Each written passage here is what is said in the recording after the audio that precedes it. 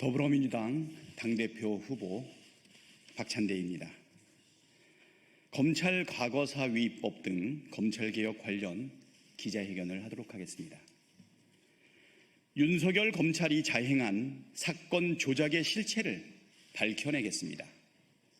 피해자 구제를 위한 공소 취소 추진 좌고우면하지 않겠습니다.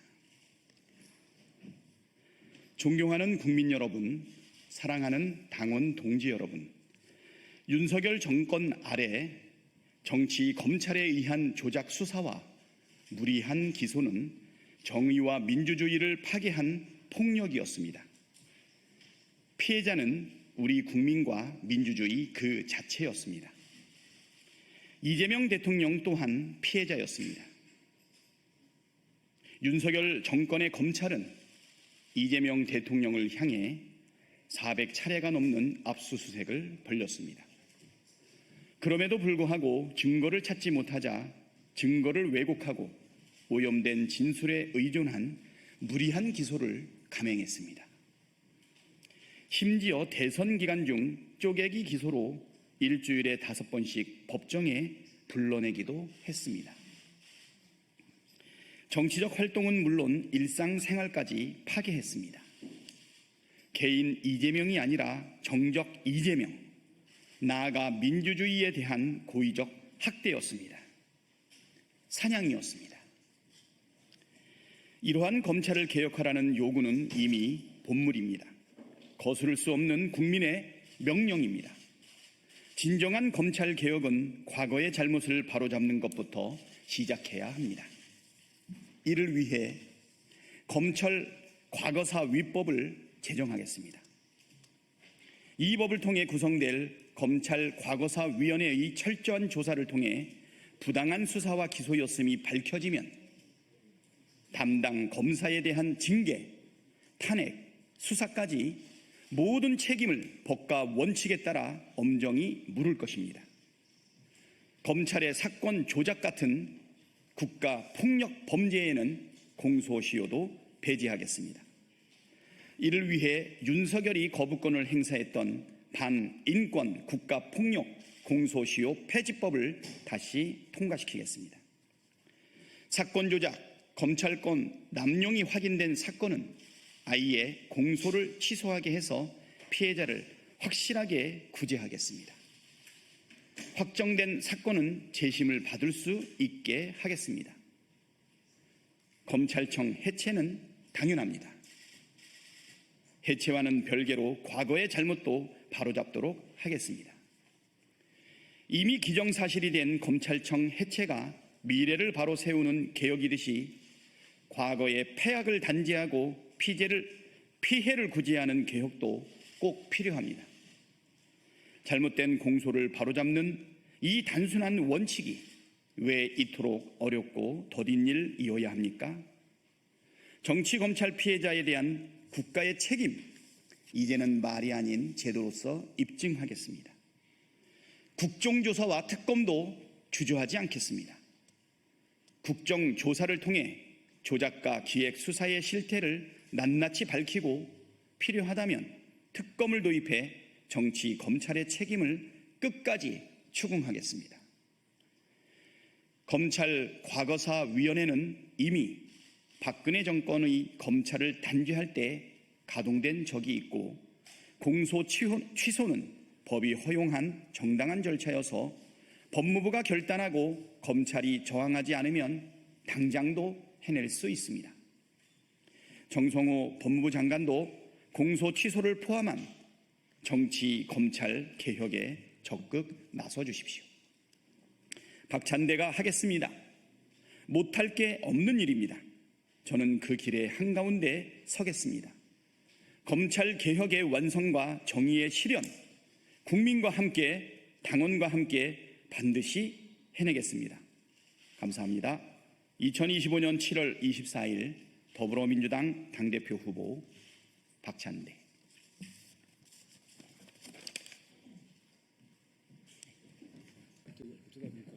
안녕하십니까. 더불어민주당 국회의원 백승아입니다. 오늘은 전국 교장, 교감, 원장, 원감, 좋은 교육 정책 포럼과 함께 교사 정치 기본권에 대한 기자회견을 하겠습니다. 먼저 참석하신 분들 소개드리겠습니다. 광주 대표이신 각하중학교 교장 선생님 김혜자 선생님 오셨습니다. 전남 대표로 학다리 중앙초등학교 장성모 전 교장 선생님이십니다. 경기 대표이신 흥덕고등학교 이만주 교장 선생님이십니다. 경기 공모교장협의회 대표이신 개수초등학교 양동준 교장 선생님이십니다. 인천 대표로 오신 서운중학교 이성희 교감 선생님이십니다. 서울 상원초등학교 이준범 전 교장 선생님이십니다. 마지막으로 서울 대표이시고 포럼 운영위원장이신 금옥여자고등학교 손동빈 교장 선생님이십니다. 홍재남 교장 선생님, 네, 홍재남 사무국장님도 참석하셨습니다. 예, 최근 한 교사가 집회에서 윤석열 대통령 부부 풍자 노래를 불렀다는 이유로 정치 중립 의무 위반으로 자격정지형까지 선고받았습니다. 근무 시간도 아니었고 학생을 대상으로 한 활동도 아니었는데 특히 정당이 주최한 집회도 아니었습니다. 그럼에도 해당 교사는 엄중한 징계를 피할 수가 없었습니다. 교사들은 오늘날 정치인의 SNS에 좋아요와 댓글도 쓸 수 없는 지경입니다. 선거철에는 붉은색, 파란색 옷조차 꺼립니다. 정치적 견해가 드러날까봐 말 한마디, 표정 하나조차 조심해야 합니다. OECD 국가 중 교사, 공무원에게 투표권 외의 정치활동을 전면적으로 금지하는 나라는 대한민국이 유일합니다. 영국은 근무 시간 중 정치활동만 제한합니다.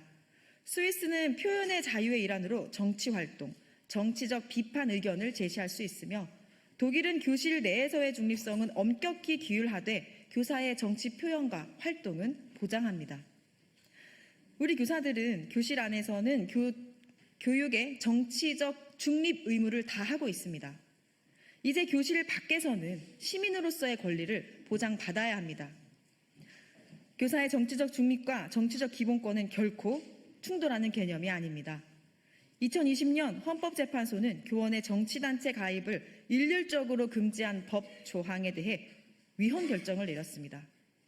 국가인권위원회 또한 2019년 공무원과 교원의 정치적 자유 보장을 권고한 바 있습니다. 이재명 대통령 역시 교사들의 근무 외 직무와 무관한 정치적 활동과 표현의 자유를 보장해야 한다고 이번 공약에서 밝히셨습니다.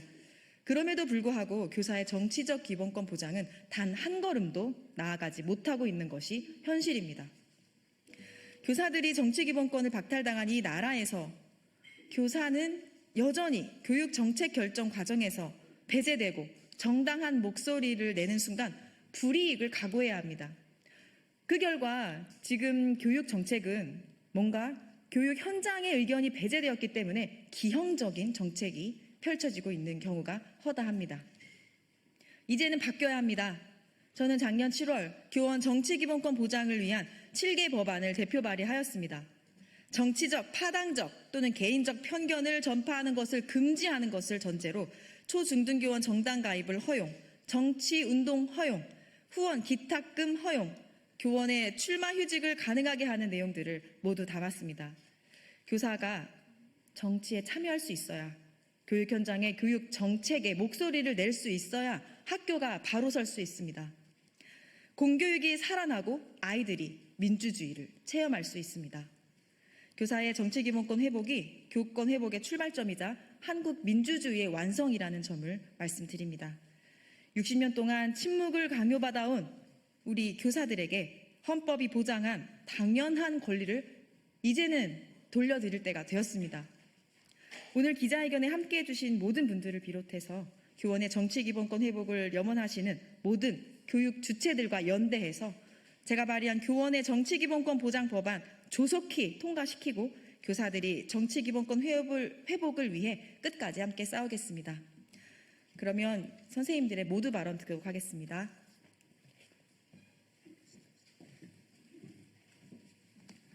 안녕하십니까. 저는 전국 교장, 교감, 원장, 원감 좋은교육 정책 포럼의 사무국장인 전 오류중학교 교장 홍재남입니다. 오늘 전국 교장, 교감 포럼이 주장하는 유초등 교원의 정치 기본권 보장 촉구 기자회견을 위해서 이른 시간임에도 전국에서 각 지역을 대표해서 8분이 참석해 주셨습니다. 아까 백승아 의원님께서 소개해 주셔서 감사드립니다. 오늘 기자회견은 위원장이신 손동비 선생님의 모두 발언 후에 이어서 6분이 성명서를 나눠서 낭독하겠습니다. 성명서의 5가지 요구사항은 선창 후에 마지막 단어는 함께 2회 더 외치도록 하겠습니다. 성명서 낭독 후 운영위원장님의 마무리 발언으로 기자회견을 마치도록 하겠습니다. 위원장님 모두 발언부터 시작하겠습니다. 네, 소개받은 위원장 손동빈입니다. 오늘 이 자리에 함께 하신 분들 감사드립니다. 특별히 이 자리를 마련해 주신 백승아 의원님께 감사드립니다. 이 자리에서 기자회견하는 우리 포럼은 지난 6월 발족한 단체고 현 전국의 152명의 전현직 교장교감 원장 원감들이 만든 단체입니다. 오늘 이 자리는 이 단체가 만든 이후로 백승아 의원실의 지원으로 처음 대외적으로 기자회견을 하는 것이고 특별히 교장 교감들이 중심이 돼서 정치 기본권을 촉구하는 첫 번째 자리인 걸로 알고 있습니다. 너무나 당연하고 너무나 오래되었던 그런 권리인데요. 그런 것들이 지금 시기 특히 12.3 계엄 이후 벌어진 상황에서 헌법을 비롯한 기본적인 교육 활동을 활성화시켜야 된다는 책무감에 더욱 기묘한 때라고 저희 판단하고 이 자리에 섰습니다. 그러면 교장 교관님들의 기자회견을 시작하겠습니다. 감사합니다.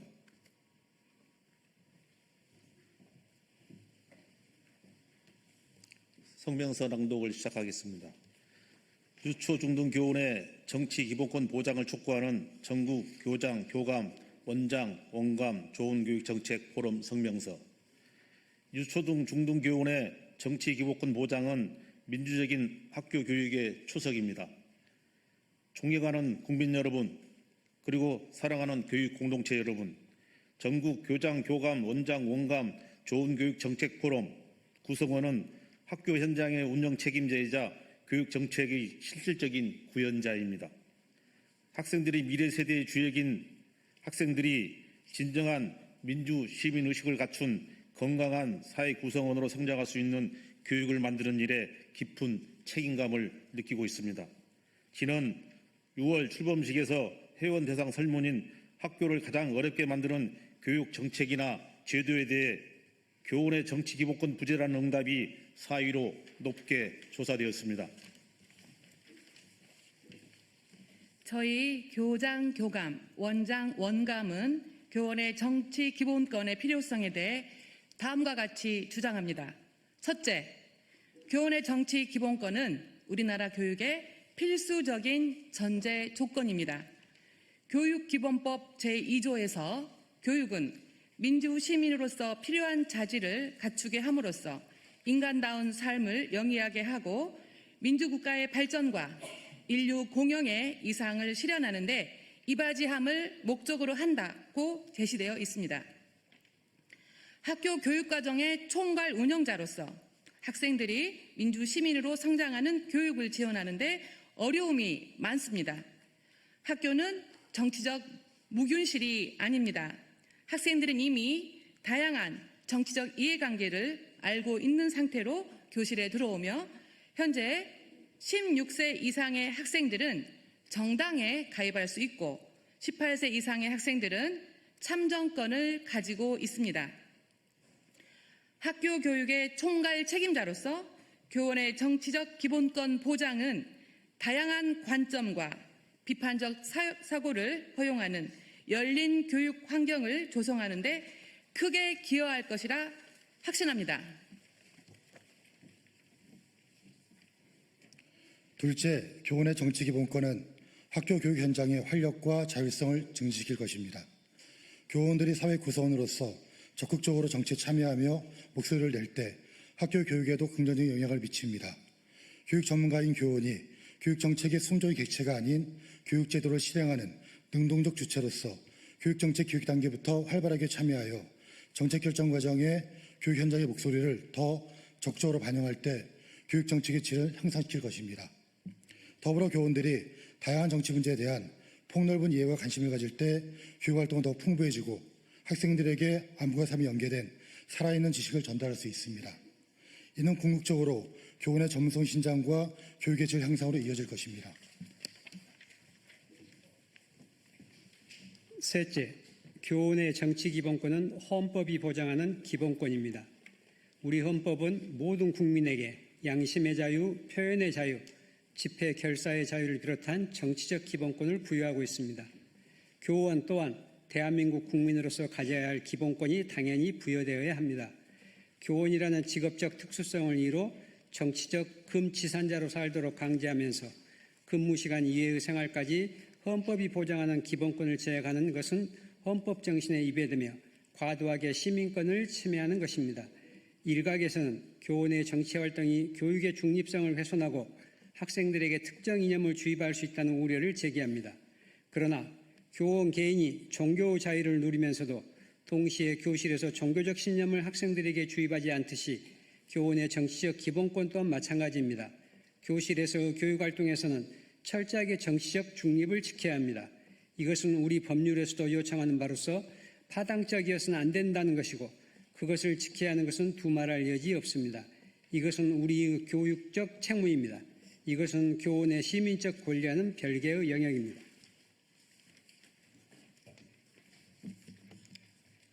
넷째, 교육 관련 선출직 선거의 참여 제약과 교육 현장의 목소리 실종 문제를 해결해야 합니다. 우리나라는 유초중등 교육의 수장인 교육감을 비롯하여 모든 선출직 교육 관련 공직자들을 선거로 선출하고 있습니다.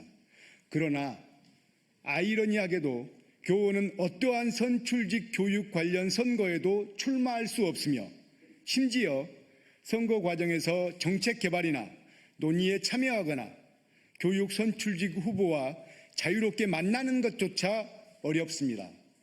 이러한 현실은 교육 정책이 현장의 필요와 동떨어진 탁상 공론적 교육 정책을 양산하고 교육의 실행 주체인 교원들의 귀중한 의견을 무시하는 결과를 초래합니다. 유초중등 교원의 정치적 기본권 보장은 이러한 왜곡된 구조를 바로잡아 학생들의 좋은 삶을 위한 교육 정책을 수립하는 통로가 될 것입니다. 우리 포럼은 학생 중심의 좋은 교육 정책 실현을 위해 끊임없이 노력할 것을 약속드리며 다음과 같이 요구합니다. 하나, 유초중등 교원의 근무 시간 외 학교 밖의 정치 기본권을 보장하라. 하나, 유초중등 교원의 정당 가입과 후원을 보장하라.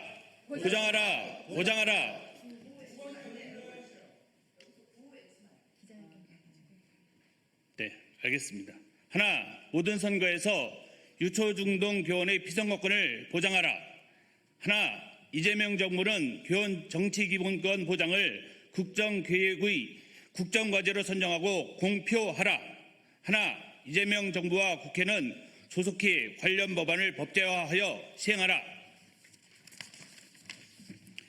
2025년 7월 24일 전국 교장, 교감, 원장, 원감 좋은 교육 정책 포럼. 감사합니다. 예. 그 교사 정치기본권 기자회견이 지금 교원단체와 함께 수없이 진행을 했었고 또 학부모 단체와도 했었고 오늘 교장, 교감, 또 원장, 원감 선생님들과도 함께 했습니다. 그만큼 모든 교육 주체들의 합일된 의견을 보이고 있는 것이 바로 교사의 정치기본권 회복 문제입니다. 대통령 공약이었던 만큼 하루빨리 조속히 법안이 통과될 수 있도록 국회에서 열심히 힘을 모으겠습니다. 이상으로 기자회견을 마치겠습니다. 감사합니다.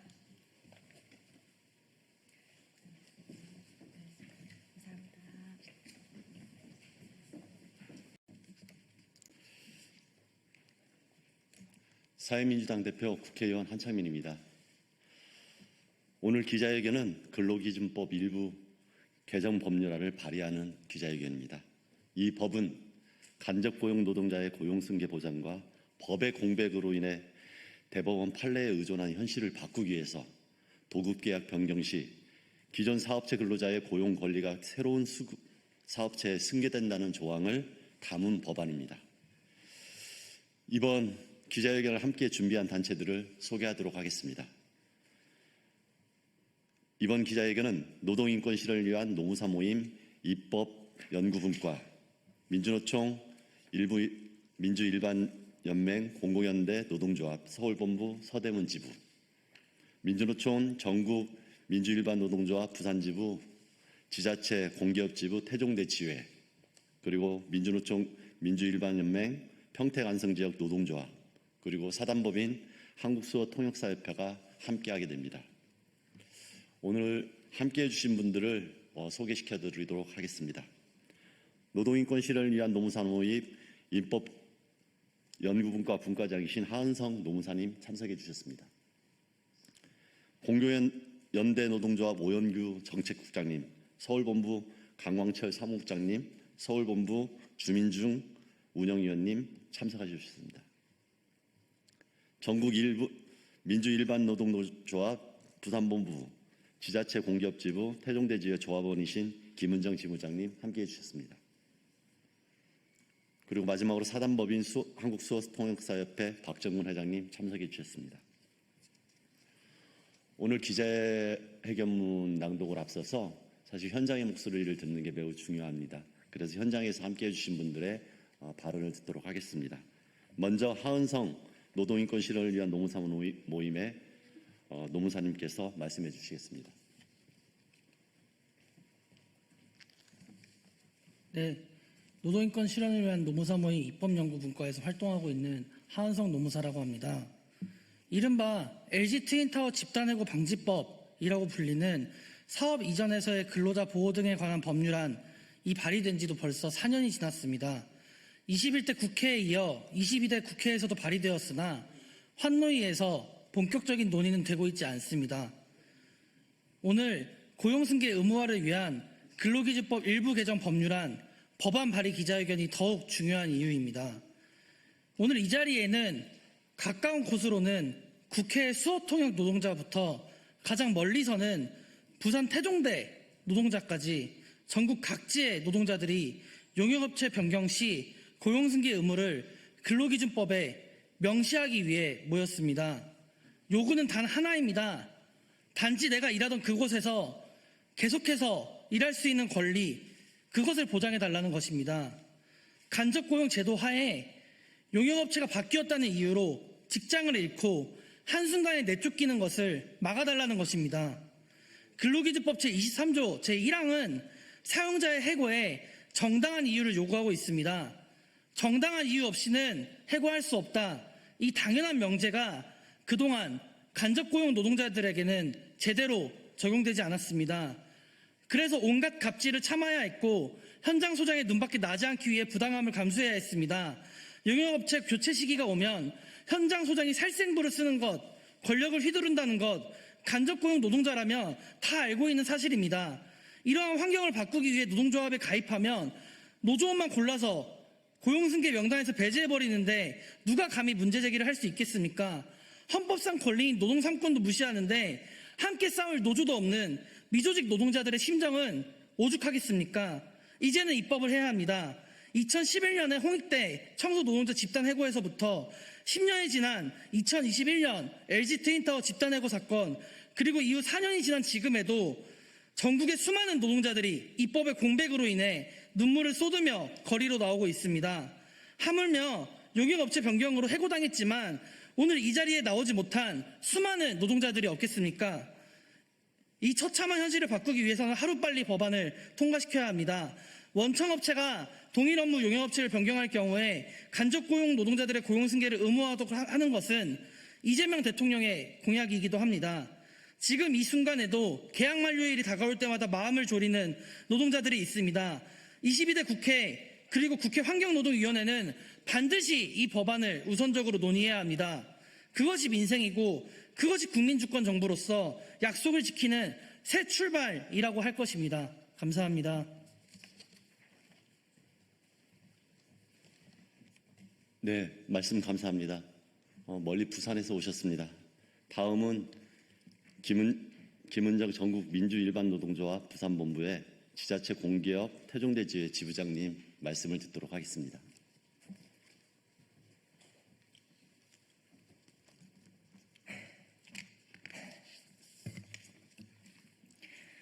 안녕하십니까. 저는 전국민주일반노동조합 부산본부 지자체 공기업 지부장 김은정입니다. 제가 이 자리에 2번이나 서게 된 이유는 저희와 같은 비정규직 노동자들의 불안정한 고용관계를 바꿔보고 싶다는 의지로 서게 되었습니다. 저희는 부산시 산하 공기업인 부산관광공사가 운영하는 태종대 다누비 열차에 근무하는 노동자들입니다. 부산의 대표적인 관광지로서 홍보하고 알리고 있다는 자부심도 크지만 우리의 열악한 노동 환경은 선진국에 속한다는 대한민국의 위상과는 맞지 않습니다. 제가 10년을 근무하는 동안 코로나 팬데믹 시기를 제외하고는 1년마다 재계약을 하는 고용 형태였지만 대체로 계속 일을 할 수 있었습니다. 하지만 그 이후 관광공사는 노동유연화라는 명분하에 1년 계약직 노동자 수를 줄이고 단기 계약을 하는 노동자로 대체하면서 불안한 고용관계를 더욱더 악화시켰습니다. 이 과정에 저희는 노동조합을 만들었고 급기야 2024년 1월 1일부로 6명의 노동자가 해고되는 상황까지 발생되었습니다. 저희는 고용노동부 용역 근로자 보호지침에 따른 고용승계를 요구했지만 사용자는 이를 무시했고 이후 6명의 빈자리에 단기 계약직과 알바를 채용해 사용자의 이런 행위가 부당 해고였음을 스스로 증명하였습니다. 이러한 현실에도 저희 노동자는 부당 해고와 고용승계를 인정받기 위해 스스로의 문제를 해결하여 했고 끊임없이 노력하며 결과를 바로잡기까지의 문턱은 높고 어렵기만 했습니다.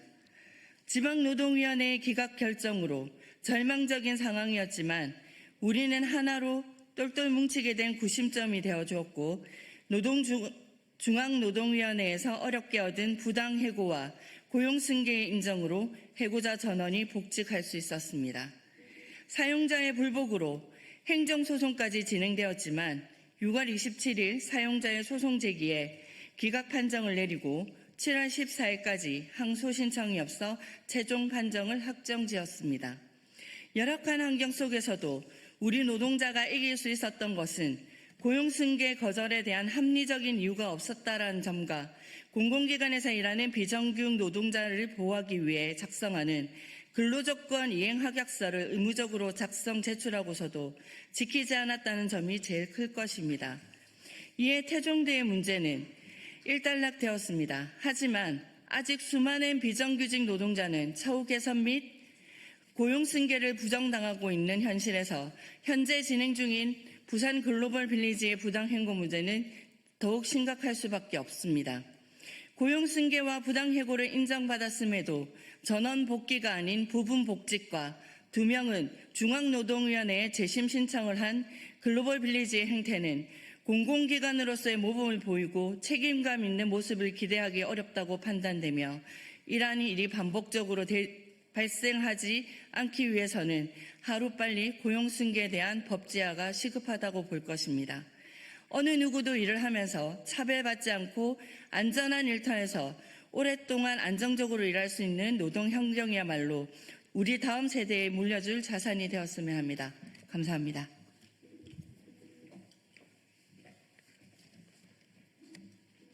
네, 다음으로 주민중 공공연대노동조합 서울본부 서대문 지부 운영위원님의 말씀을 듣도록 하겠습니다.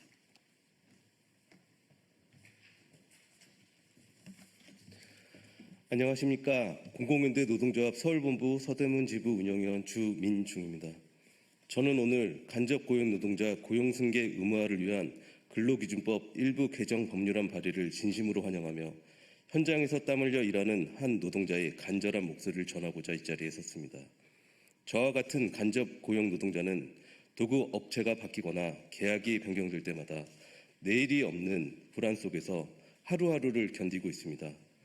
일터는 그대로인데 사업주가 바뀌었다는 이유로 수년, 수십 년을 성실히 일해온 노동자가 하루아침에 거리로 내몰리는 현실이 이게 과연 상식입니까?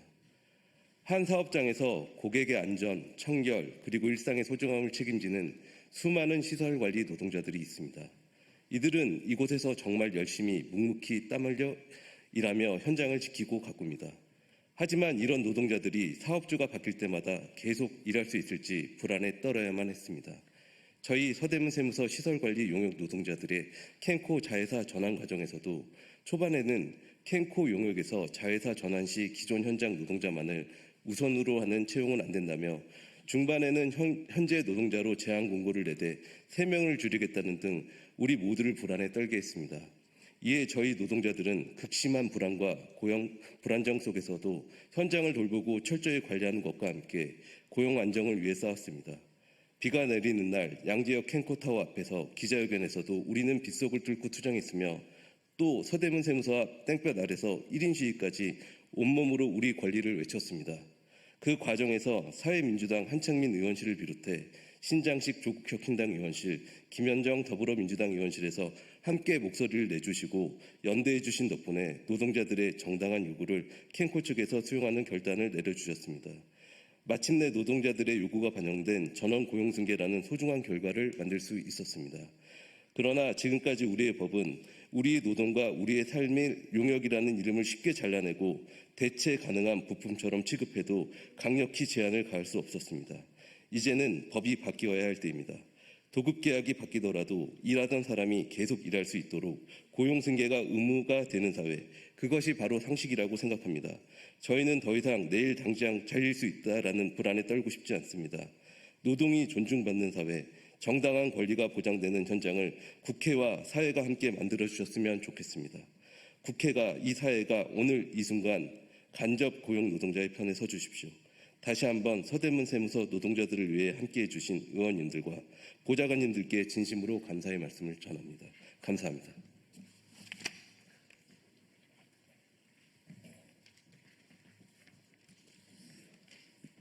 마지막 현장 발언입니다. 박정근 사단법인 한국수어통역사협회 회장님 말씀을 듣도록 하겠습니다.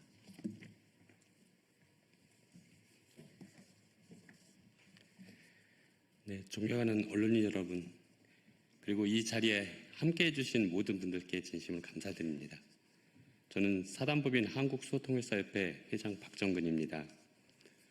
오늘 이 자리는 단지 수어통역사의 고용 불안을 말하기 위한 자리는 아닙니다. 수어라는 국가의 공식 언어를 지키고 청각장애인의 헌법적 권리를 바로 세워달라는 절박한 호소의 자리입니다. 국회는 헌법기관이며 모든 국민 모두의 의사를 반영하고 권리를 보장해야 하는 상징적 공간입니다. 그러나 지금 이 국회에서 그리고 소통의 최전선에 있는 수화통역사들은 매년 말이 되면 고용이 끊길지 모른다는 두려움 속에서 일하고 있습니다. 현재 국회 소통관에서 수어 통역을 수행하고 있는 통역사는 총 6명이고 모두 외부 용역업체와 1년 단위의 단기 계약을 맺고 근무하고 있습니다. 이 가운데 4명이 저희 사단법인 한국수어통역사협회 정회원이고 실무 전문가들입니다. 이들은 2020년 8월부터 매일같이 국회 브리핑과 주요 정치 현장에서 청각장애인을 위한 통역을 제공하며 누구보다 성실하고 묵묵하게 국회의 얼굴이 되어 일하는 필수 인력입니다. 그럼에도 불구하고 매년 용역 재계약 시기가 다가오면 생계가 끊길지 모른다는 불안에 시달리고 있는 현실을 외면해서는 안 됩니다. 한국수어언어법은 수어를 한국어와 동등한 법적 지위를 가진 언어로 명시하고 있으며 제10조에서는 수화통역사의 전문성과 권익보호에 대한 국가의 책임을 분명히 하고 있습니다. 또한 고용노동부의 공공부문 비정규직 정규직 전환 가이드라인에서도 수화통역 업무는 상시 지속적 업무로 직접 고용이 가능한 대표적 사례임을 분명히 하고 있습니다. 이에 국회는 더 이상 이 문제를 민간 용역에만 맡길 것이 아니라 공공기관으로서 책임 있는 제도 개선에 나서야 합니다. 저희 협회는 오늘 이 자리에서 다음 3가지를 국회에 정중히 그리고 단호하게 요구합니다. 첫째, 국회 수화통역사의 직접 고용 전환을 적극 검토하십시오. 국회 수화통역은 일시적 단순 업무가 아니라 청각장애인의 국정 참여를 보장하는 공적, 상시적 기능입니다.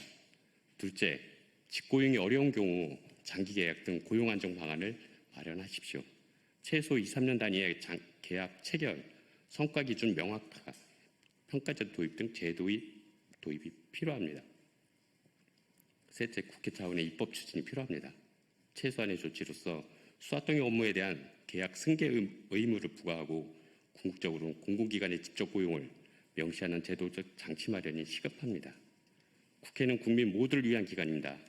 그리고 그 모두 안에는 청각장애인도 수화통역사도 반드시 포함되어야 합니다. 수화통역사의 고용 안정은 곧 청각장애인의 정보 접근권과 평등권을 실현하는 핵심 조건이며 국회가 이를 바로 세우는 것이 헌법기관으로서의 본분을 다하는 길이라 믿습니다. 사단법인 한국수화통역사협회는 이 문제가 해결될 때까지 현장 수화통역사들과 함께 목소리를 내고 책임을 다할 것입니다. 여기 계신 언론과 국민 여러분께서도 함께 지켜봐 주시고 연대해 주시길 간곡히 부탁드립니다. 감사합니다.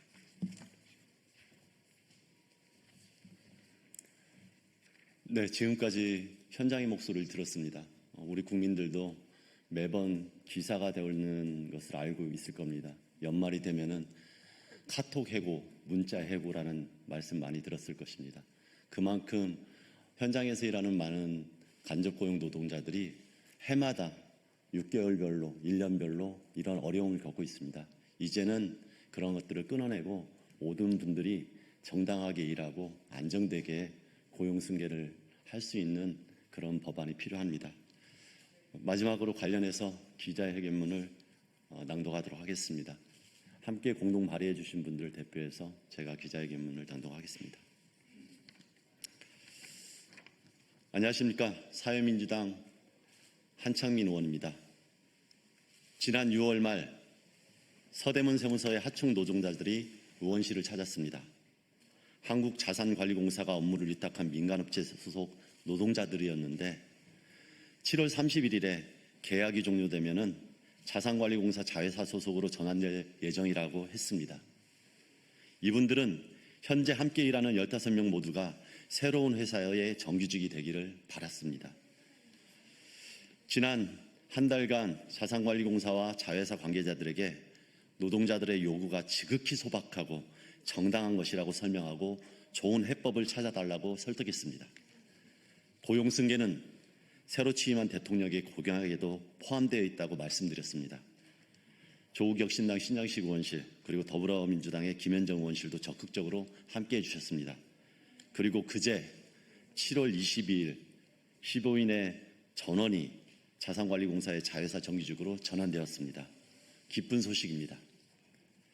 이는 이재명 정부 출범 후에 공공기관에서 간접 고용 노동자 전원이 고용승계된 1호 사례입니다. 업체가 바뀌더라도 동료들 모두와 함께 계속 일하겠다는 노동자들의 굳은 의지 그리고 자산관리공사 측의 적극적 화담이 만들어낸 결과입니다. 저는 이것이 공공부문의 간접 고용 노동자들 모두가 고용승계되는 변화의 출발점이 되기를 바랍니다. 나아가 민간 부문의 간접 고용 노동자들도 모두 고용승계가 되는 그런 노동 현장이 되기를 진심으로 기대합니다. 2024년 현재 우리나라의 간접 고용 노동자는 약 102만 명입니다. 대기업과 병원, 학교와 국가기관에서 일하면서도 정작 해당 기관 소속이 아닌 분들입니다. 도급업체가 바뀌면 언제든 해고당할 수 있는 처지에 놓여 있습니다. 그동안 정부도 다양한 가이드라인을 만들어서 이분들의 고용 불안을 해결하려고 했지만 제대로 지켜지지 않았습니다. 모두 권고사항에 불과해서 아무런 강제력이 없기 때문입니다. 대법원은 2021년에 용역업체가 바뀌더라도 고용이 계속될 것이라는 기대가 있었다면 고용하지 않는 것이 부당해고라고 판시한 바 있습니다. 저는 오늘 근로기준법을 개정하여 이분들의 소박한 요구를 법에 명시하고자 합니다. 이 법은 용역, 하청업체의 이름이 바뀌어도 기존 일자리에서 계속 일할 수 있도록 고용승계를 의무화합니다. 정당한 이유가 없는데도 고용승계를 거부할 경우에는 부당해고로 간주합니다. 이번 서대문 성서의 고용승계 사례를 만들기 위해 많은 이들의 적극적인 노력이 필요했습니다. 부산 태종대 관광열차 노동자분들도 부당해고 판정을 받고 복귀하기까지 수개월을 싸워야 했습니다. 이분들의 요구가 법이 된다면 노동자들이 일상의 평온을 멈추고 투쟁에 나설 이유도 없습니다. 국회 수어 통역사들도 매일 모든 의원님들의 기자회견을 통역하면서도 이번엔 재계약이 될까 고용 불안 속에서 살지 않아도 됩니다. 이분들의 소박한 요구가, 그렇지만 절박한 요구가 법이 된다면 더 이상 고용 불안의 공포를 겪지 않아도 됩니다. 이것이 당연한 상식이 되어야 합니다.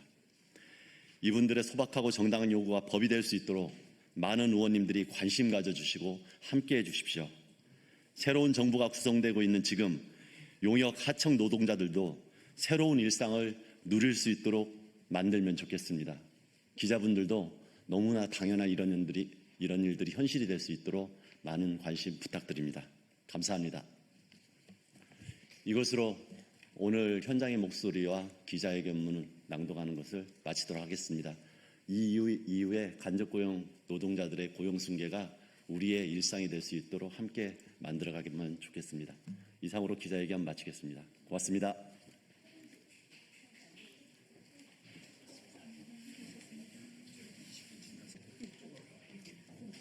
네, 더불어민주당 과학기술정보통신위원회 간사 김현입니다. 오늘 윤석열 정권 하에서 방송 장악으로 인해 피해를 보신 분들의 기자회견을 소개하러 왔습니다. 사회는 정재권 KBS 이사님이 하도록 하겠습니다.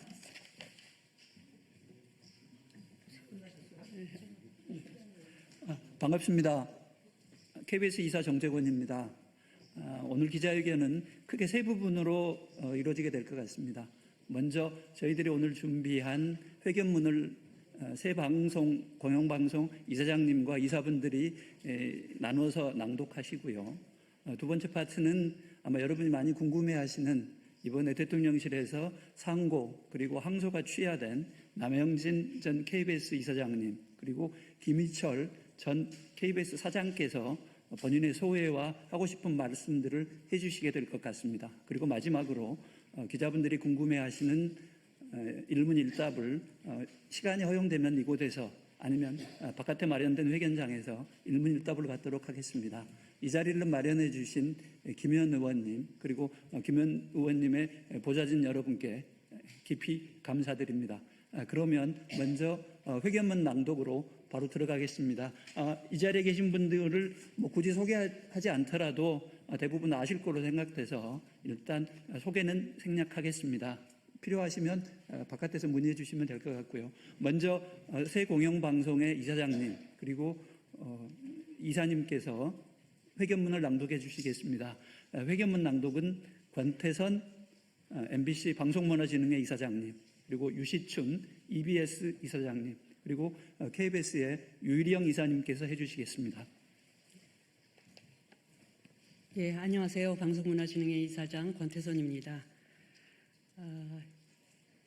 윤석열 정권 시기에 부당해임 당하고 방송 장악을 당한 피해자들의 요청문입니다.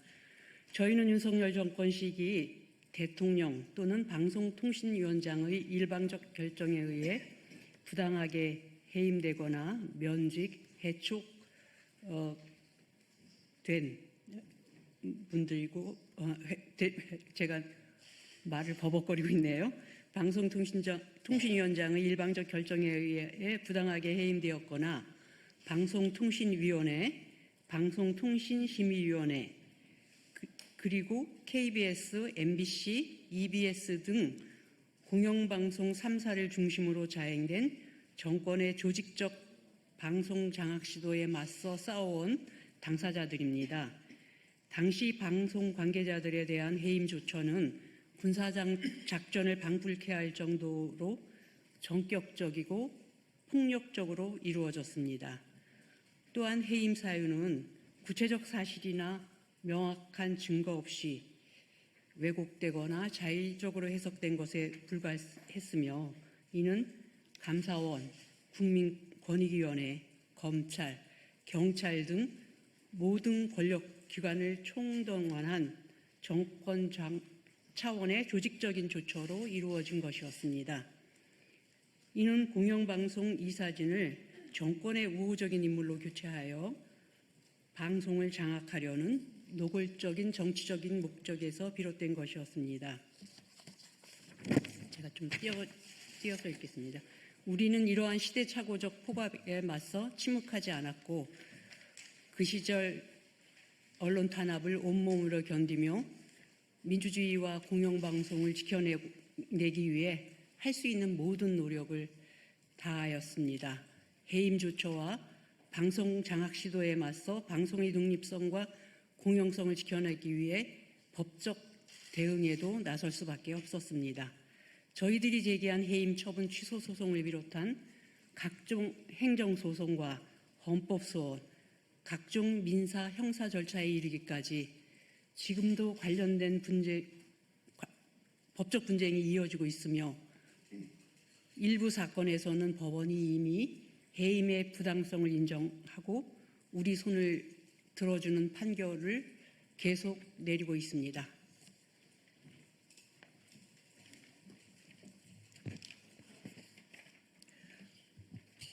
그럼에도 불구하고 당시 윤석열 정부는 대통령실과 방송통신위원회를 중심으로 소송을 계속 이어가며 사실상 보복적 대응을 지속하고 있습니다. 이에 따라 우리는 수년째 각종 수사와 재판에 시달리며 심각한 물질적 손실과 정신적 고통을 감내하고 있습니다. 우리의 싸움은 단순히 개인의 직위를 지키기 위한 것이 아니라 권력으로부터 방송의 독립성과 공영성을 지켜내려는 시민적 책무에 기반한 정당한 저항이었습니다.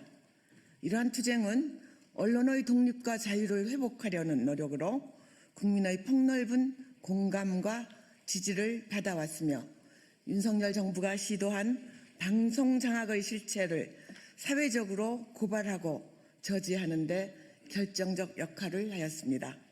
특히 국회 과학기술정보방송통신위원회 청문회를 통해 당시의 부당한 인사 개입과 권력 남용의 전말이 국민 앞에 낱낱이 공개되었고 이는 윤석열 정권이 언론과 표현의 자유를 어떻게 탄압해 왔는지를 보여주는 분명한 증거로 작용했습니다.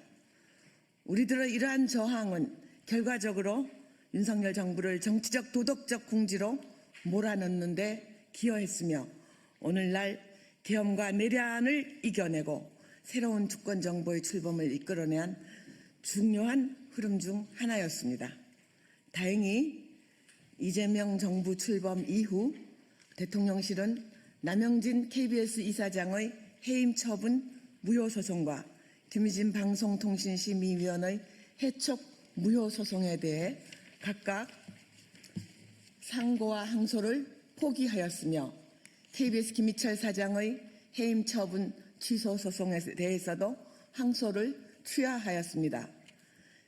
이는 윤석열 정부의 위법하고 무리한 방송 장악 시도에 대해 단호하게 선을 긋고 공영방송의 독립성과 자율성을 회복하겠다는 새 정부의 국정 철학과 공약이 반영된 정당한 결정으로 평가됩니다. 우리는 이러한 결정을 진심으로 환영하며 향후에도 방송의 자유와 공공성을 회복하기 위한 책임 있는 조치들이 지속되기를 기대합니다.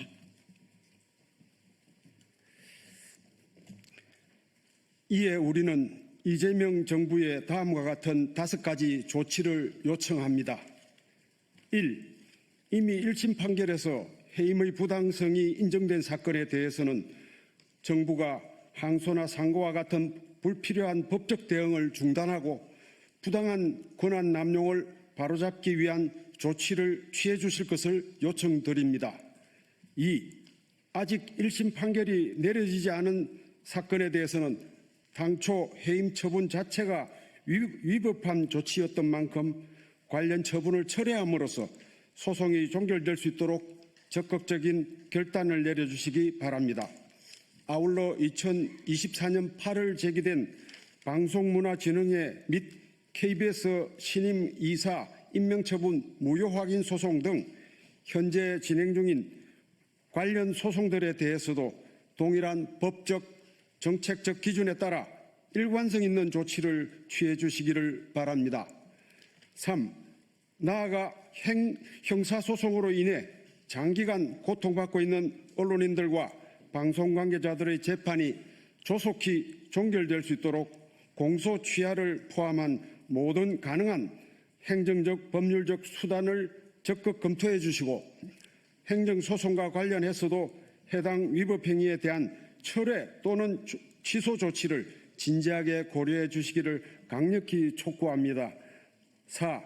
국가를 당사자로 하는 소송에 관한 법률에 따라 법무부 장관은 행정소송과 관련해 방통위원장을 지휘할 수 있으며 대통령은 정부조직법상 법무부 장관을 지휘할 수 있으므로 대통령은 법무부 장관을 통해 해당 조치들을 신속히 이행할 것을 지시해 주시기 바랍니다. 5. 윤석열 정부가 자행한 방송 장악 시도의 실체를 국회 국정조사 및 검찰 수사 등을 통해 철저히 밝혀 다시는 지연된 정의는 정의가 아니다 라는 탄식이 반복되지 않도록 해 주십시오.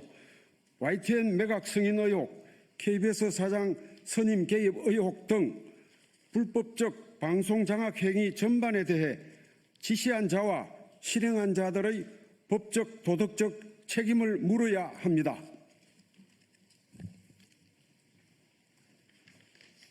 네, 그럼 두 번째 순서로 KBS 남영진 전 이사장님 그리고 김희철 전 KBS 사장님의 짧은 소회를 듣겠습니다.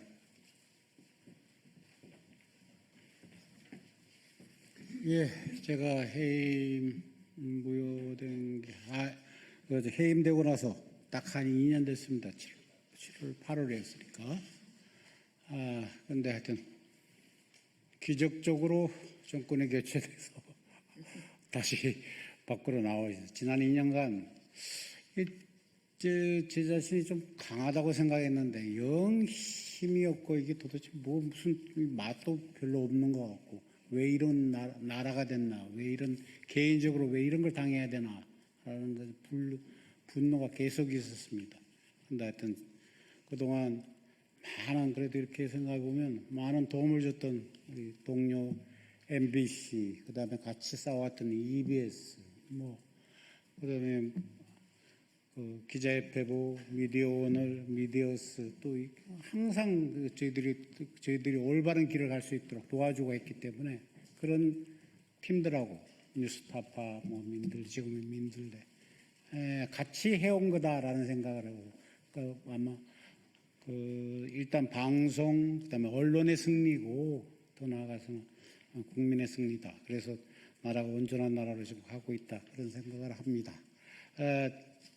이걸 왜 하게 됐나 하면 제가 다 이겼다고 생각했는데 아직까지 남아있는 게 뭔가 가만히 생각하니까 국민권익위에서 감사원 조사 끝나고 국민권익위에서 조사를 하다가 갑자기 해임 방통위를 통해서 해임하고 해임의 근거 중에 6개 중에 하나가 뭐였냐면 권익위에서 고발을 받고 있다, 조사를 받고 있다라는 게 그거였어. 아무 내용도 없이. 그 다음에 법인카드 이랬는데 근데 나중에 지금 다 무효가 됐단 말이에요. 그리고 그 뒤에도 경찰 통해서 3번인가 6시간, 5시간, 4시간 조사를 받았는데 나중에 영남법을 안 나오니까 배임으로 걸더라고요. 그래서 배임이라는 게 뭐예요? 자기 일 외에 다른 사람하고 밥을 먹었다든지 이런 거. 그래서 내가 가서 검찰한테 전해라. 내가 만나는 모든 사람은 KBS 시청자다. 난 배임이 있을 수 없다. 그랬는데 아직 그게 남아있어요. 그래서 남부지청에서 하다가 지금 동부지청으로 넘어갔는데 어디로 갔는지 몰라요. 이런 식의 제가 다 끝난 줄 알았는데 이런 정도인데 지금 아직도 얼마나 많은 우리 사람들이 지금 소송당하고 일을 제대로 할 수가 없잖아요. 그래서 앞으로 제가 보기엔 빨리빨리 할 수 있을 때 빨리빨리 해버려야지 이재명 대통령도 사실 이 부분에 관해서 많은 소송을 당하고 지금 고통을 겪고 있었고, 가만히 하는 거 보니까 조국 전 수석도 아마 장관도 이런 식으로 하면 안 걸리는 게 아니라 정말 밑에까지 다 파는 그런 수법을 계속 써왔던 게 아닌가. 그걸 방송에 적용하다가 지금 당한 게 아닌가라는 그런 생각이 듭니다. 그래서 하루빨리 이런 거 다 정리해가지고 다 알고 계시니까 빨리 정리해서 새로운 방송, 새로운 언론, 그다음에 새로운 나라가 되도록 그렇게 했으면 좋겠습니다. 예, 감사합니다.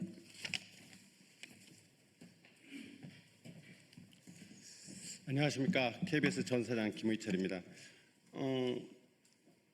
저는 여러 가지 미디어 이슈가 있지만 어쨌든 대한민국 대표 공영 미디어 KBS 전 사장으로서 KBS에 관한 얘기만 짧게 하려고 합니다.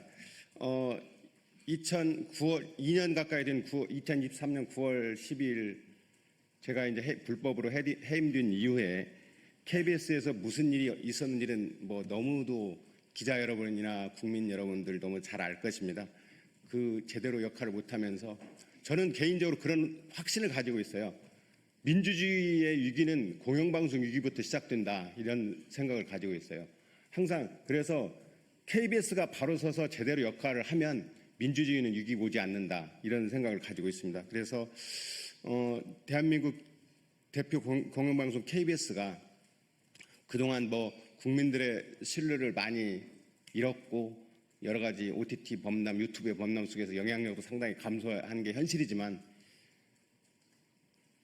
KBS는 여전히 대한민국 민주주의의 핵심 공론장이자 대한민국 문화 정체성을 지키는 최후의 보루라고 생각합니다. 그래서 KBS의 진정한 주인인 국민들, 시청자들, 그리고 정책 결정권자들, 그리고 여기에 있는 언론인들에게 호소드립니다.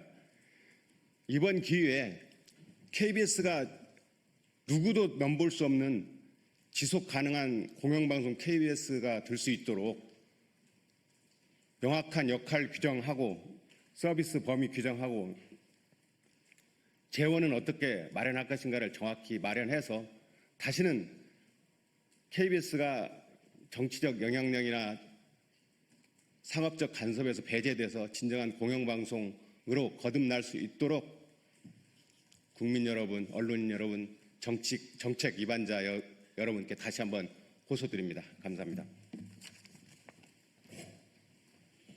예, 필요하신 질의응답은 바깥 회견장에서 하기로 하고요. 마지막으로 우리 김의원 의원님 말씀을 듣고 가겠습니다.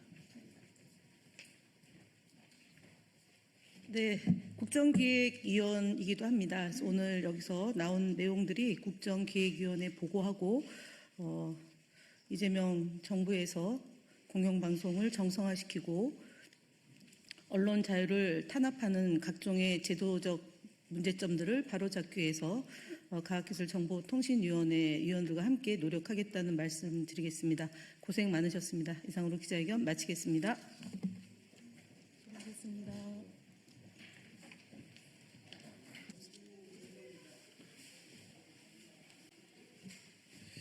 안녕하십니까. 더불어민주당 원내대변인 문금주입니다. 7월 24일자 언론브리핑 하겠습니다. 피의자 김건희는 아직도 정신 못 차리고 황제 조사를 바랍니까? 군말 말고 특검 소환에 응하십시오. 민중기 특검의 소환 요청을 피의자 김건희가 특검청에 황제 조사를 요구하고 있습니다. 김건희 씨는 아직도 자신을 무소불위의 권력을 가진 부의재료로 착각하고 있습니까? 건강이 좋지 않으니 하루에 한 혐의씩 조사하고 각 소환 조사 사이에 최소 3일에서 4일의 휴식 기간을 보장해 달라고 합니다. 조사 시간도 오후 6시까지로 제한해 달라고 합니다. 기가 막힙니다. 누가 그 많은 혐의를 저지르라고 등이라도 떠밀었습니까? 휴식과 조사 시간 제한 등을 요구하며 여유롭게 황제 조사를 받겠다니 아직도 정신을 못 차린 것 같습니다. 본인이 좋다고 벌인 일들입니다.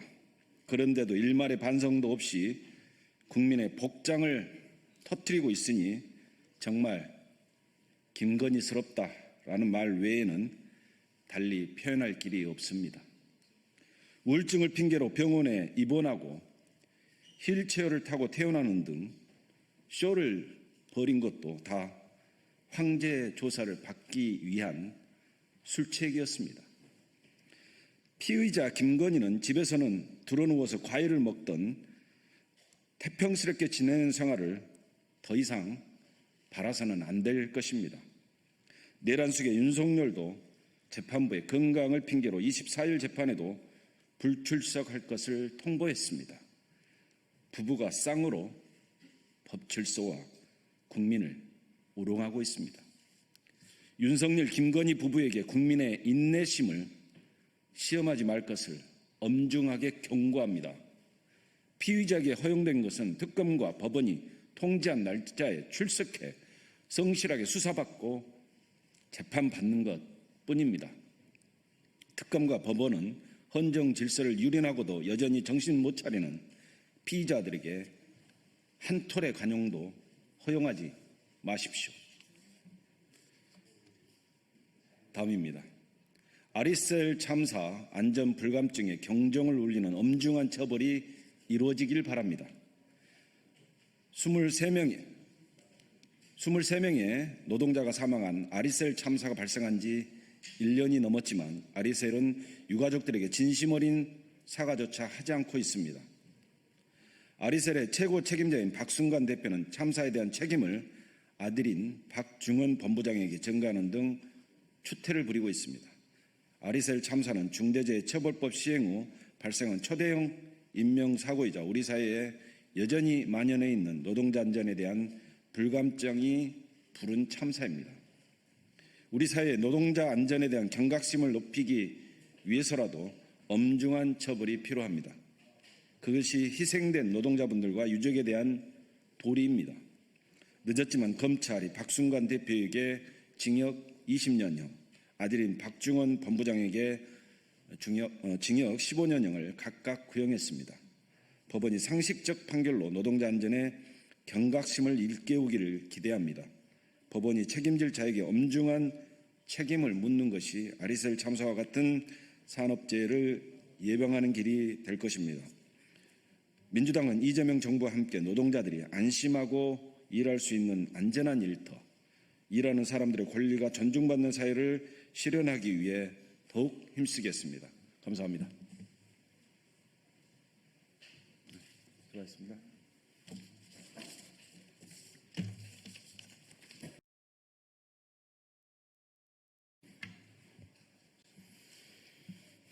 예, 시작하겠습니다. 진보당 수석 대변인 홍성규입니다.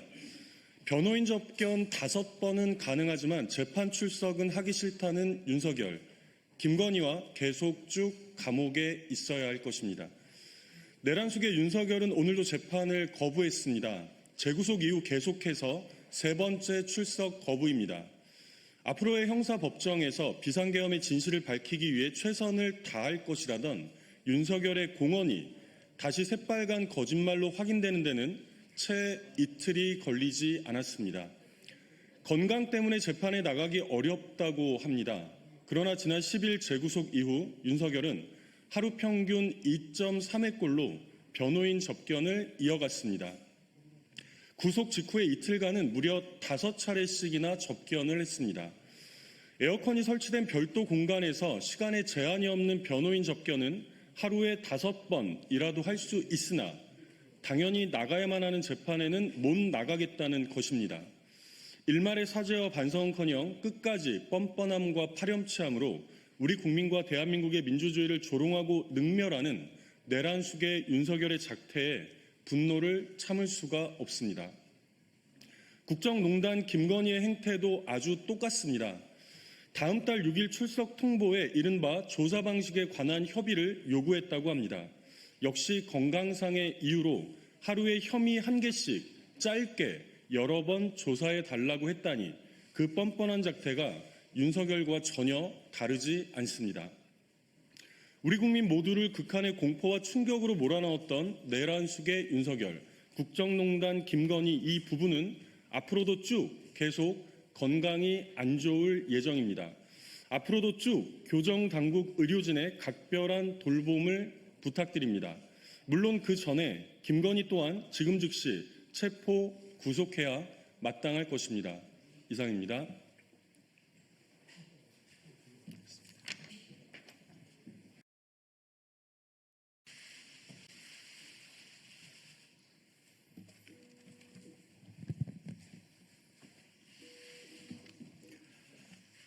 존경하는 국민 여러분, 당원 동지 여러분, 저는 국민의힘의 전열을 재정비하고 젊고 강한 보수로 바꾸기 위해 당대표 선거에 출마합니다. 많은 국민들이 국민의힘에 등을 돌렸습니다. 당원들도 이대로는 안 된다고 하십니다. 갈등과 무기력이라는 악순환에 빠져 있습니다. 국민이 바라는 것은 명확합니다.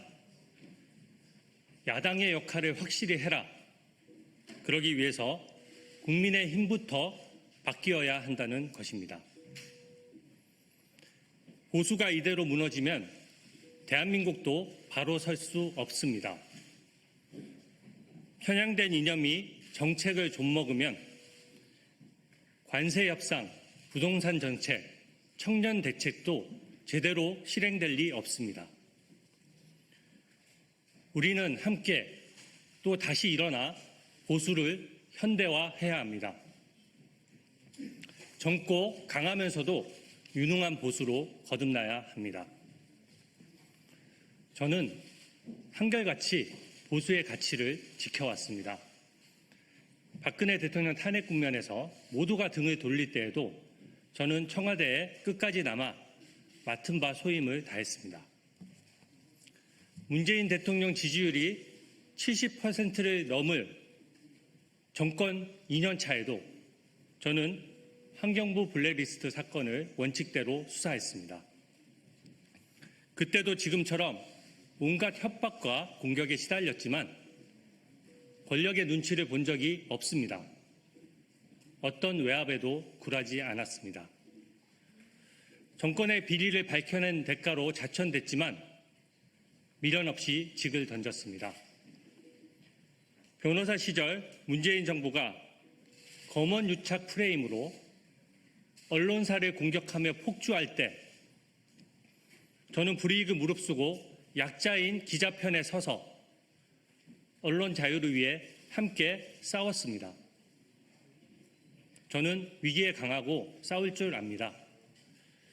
늘 최전선에서 민주당의 폭주와 이재명의 방탄에 맞서왔습니다. 묵묵히 국민만 보고 이재명 정부의 여러 난맥상도 지적해왔습니다. 민주당으로부터 무수히 많은 고발과 거짓 모함을 받았지만 스스로가 당당하게 살아왔기에 단 한 번도 물러서지 않았습니다. 이런 한결같은 강인함만이 보수를 재건할 수 있다고 생각합니다. 저 혼자서는 할 수 없습니다. 강인함은 동료들과 함께 갈 때 비로소 진짜 리더십이 된다고 생각합니다. 그동안 저는 우리 당 누구의 요청에도 흔쾌히 힘을 보태왔습니다. 계파, 직위, 나이, 성별을 가려본 적이 없습니다. 저는 혼자도 강하지만 팀으로 일할 때 더 강합니다. 저에게 함께 일할 팀을 붙여주십시오. 당 지도부가 컨트롤 타워가 되어서 상임위와 개별 의원들의 투쟁력을 확 높여 놓겠습니다. 저는 진심으로 우리 당의 저력을 믿습니다. 국민의 뜻을 받들어 당을 개혁하겠습니다. 첫째, 일하는 국민의 힘이 되어야 합니다. 정권 초는 정책과 인사의 방향이 정해지는 중요한 시기입니다. 국익을 위해 정부 여당을 견제하고 더 나은 대안을 제시해야 합니다. 먼저 일할 수 있는 시스템부터 갖추겠습니다. 중진 의원들 위주의 경직된 의사결정 구조부터 당장 바꾸겠습니다. 제가 당대표가 되면 초선 의원들을 대거 기용해 전면에 내세우겠습니다. 국민 앞에 신선함과 열정을 보여드리겠습니다. 보좌진과 당직자들을 눈에 띌 정도로 확실하게 중용하겠습니다. 갑질이 아닌 수평적 파트너십으로 시너지를 내고 민주당과도 차별화할 것입니다. 남탓 공방으로 분열할 것이 아니라 새 일꾼을 발굴하는 것, 이것이야말로 진정한 인적 쇄신이라고 생각합니다. 일하는 사람이 힘나도록 신상필벌 원칙도 확립하겠습니다. 제가 당대표가 된 후 일어나는 해당 행위에 대해서는 그 누구보다 단호하게 대처해서 기강을 잡겠습니다. 둘째, 민주당과 차별화된 정책으로 대한민국 미래를 지키겠습니다. 특히 청년 대책과 지방 균형 발전에 집중하겠습니다. 청년에게 빚을 떠넘기는 데 급급한 민주당은 절대 못할 일이기에 우리 국민의힘이 해야 합니다. 대기업의 20대 비중은 불과 2년 사이에 25%에서 21%로 급감했습니다. 청년의 사회 진출이 늦어지면서 청년의 이해관계를 대변할 통로는 점점 좁아지고 있습니다. 청년 일자리와 주거 문제부터 해결해야 출산율도 회복될 것입니다. 국민의힘은 2030 세대의 절박한 목소리에 더 귀 기울여야 합니다. 청년의 권익을 대변하는 그런 정당이 되어야 국민의힘의 미래가 있습니다. 지방의 인구 유출과 수도권의 과밀화는 정말 심각한 수준입니다. 현재 대한민국처럼 수도권에만 몰려서 한정된 국토만 이용하는 나라는 세계적으로 없습니다. 지방에 양질의 일자리와 인프라를 많이 만들면 수도권 과밀화도 막고 덩달아 수도권 집값도 잡을 수 있습니다. 획기적인 수준의 지방 균형 발전이야말로 대한민국의 경쟁력도 살리고 국토도 고루 활용하는 길이라고 확신합니다. 셋째, 민주당은 절대 하지 못할 개혁부터 추진하겠습니다. 차별화 전략입니다. 출판 기념회를 통해 국민 몰래 돈을 걷거나 약자에게 갑질하는 행태부터 근절하겠습니다. 어제 강선우 의원이 여론에 떠밀려 물러났지만 끝내 상처 입은 보좌진들에 대한 진심 어린 사과는 없었습니다. 구조화된 갑질을 없애야 합니다. 권력자라고 해서 법 앞에 특혜를 보거나 방탄하지 못하도록 하겠습니다. 민주당은 요상한 TF까지 만들어서 이재명 대통령의 대북 송금 재판 등을 공소 취소하려고 길을 쓰고 있습니다. 국민과 함께 제가 막겠습니다. 이념에 치우친 친중 친북 정책으로 인해 대한민국 국민이 오히려 역차별 당하는 일이 없도록 하겠습니다. 외국인이 우리 국민의 세금을 부당하게 빼먹을 수 없도록 각종 제도를 패키지로 손볼 것입니다. 넷째, 잘못된 과거와의 단절은 필수입니다. 계엄을 옹호하거나 전직 대통령의 복귀를 주장하는 것은 우리 당의 확장성을 스스로 가두는 것입니다. 과거에 얽매일수록 선거 패배는 반복될 수밖에 없는 구조입니다. 당과 윤 전 대통령 모두에게 도움이 되지 않습니다. 윤 전 대통령도 그 사실을 알기에 당에 부담을 주지 않고자 자진 탈당을 했던 것입니다. 전직 대통령이나 현직 대통령이나 법 앞에서는 누구나 평등합니다. 절차의 적법성은 보장받되 특권은 누릴 수 없고 마음에 들지 않는 결과도 수용해야 합니다. 이것이 국민의힘이 민주당과 본질적으로 다른 부분입니다. 우리는 여당으로서 역할을 제대로 하지 못해 정권을 잃었고 대선에서 패배했습니다. 과거에 책임 있는 분들이 당을 앞장서서 이끌 수는 없다고 생각합니다. 당을 위해서 묵묵히 헌신하면서 백의종군하는 시간이 필요합니다. 그렇다고 해서 인적 청산만을 강조한 나머지 당이 쪼개지거나 개헌 저지선을 위협해서는 안 됩니다. 정치는 현실입니다. 개혁은 민주당의 독재를 막고 국민의 자유를 지키기 위한 수단이어야 합니다. 이재명 정부와 민주당은 거대 권력에 취해서 야당 없는 독재 국가, 대통령 재판의 공소 취소, 사법체계의 장악과 대통령 연임까지 꿈꾸고 있는 실정입니다. 자기들이 고른 특검으로 내란과 외환 프레임을 마구 더 씌워 국민의힘을 해산하겠다고 합니다. 민주파출소를 만들어서 평범한 국민들의 SNS 활동까지 고발하고 수사기관은 권력자가 아닌 국민을 수사하고 있습니다. 이런 민주당의 폭주 상황에서 개헌 저지선까지 무너뜨리는 것은 역사에 죄를 짓는 것입니다. 저는 민주당에게 독재 방탄의 꿈은 빨리 깨시라고 당당히 말씀드립니다. 제가 가장 앞장서서 우리 당과 국민의 자유를 지키겠습니다. 저는 진심으로 대한민국과 우리 당이 걱정되어 나왔습니다. 나라 걱정에 밤잠이 안 온다는 분들이 많습니다.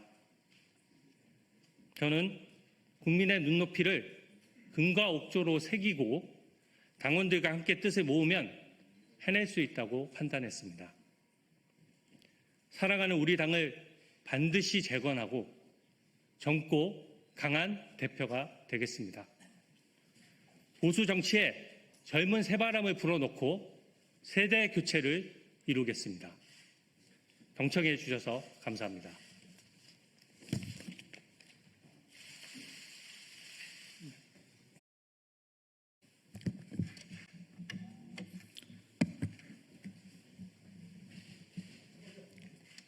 윤상현 의원입니다. 존경하고 사랑하는 국민 여러분, 저는 최근 불거진 여러 논란에 대해 깊이 사과드리고자 이 자리에 섰습니다. 우선 제가 며칠 전 개최한 자유공화 리셋코리아 토론회가 윤어게인 행사로 오해받으며 참석하신 원내 지도부, 또 의원 그리고 여러 참석자들께 불필요한 혼란과 오해를 드린 점 진심으로 송구스럽게 생각을 합니다.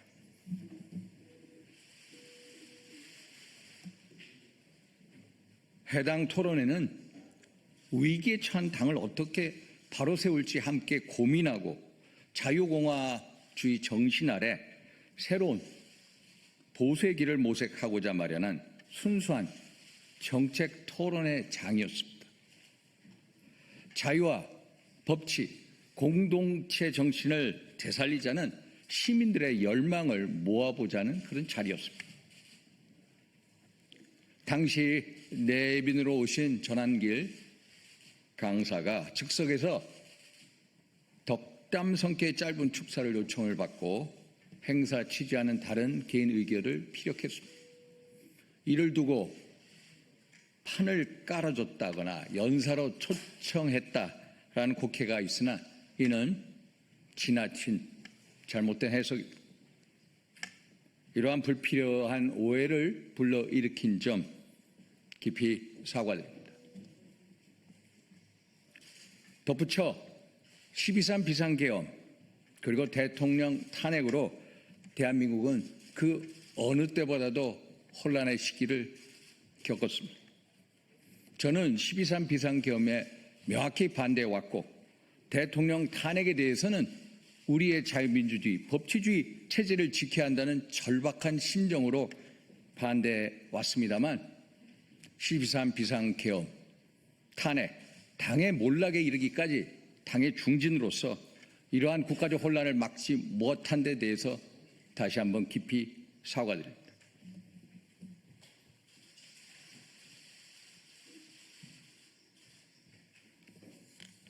최근 여러 사태를 겪으면서 저는 생각이 다르다는 이유로 서로를 배척하고 낙인 찍는 뺄셈 정치를 지향하고 다양성을 포용하는 덧셈 정치로 나아가야 함을 다시 한번 절실히 깨달았습니다. 또한 그것이 바로 우리 국민의힘의 당면한 과제이자 우리가 다시 국민 속으로 들어갈 수 있는 길이라고 생각합니다.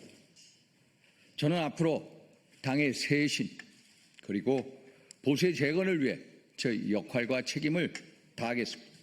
국민의힘이 다시 살아난다면 국민의 신뢰를 다시 회복하는데 작은 부싯돌이 될 수 있다면 어떠한 역할과 희생도 마다하지 않겠습니다.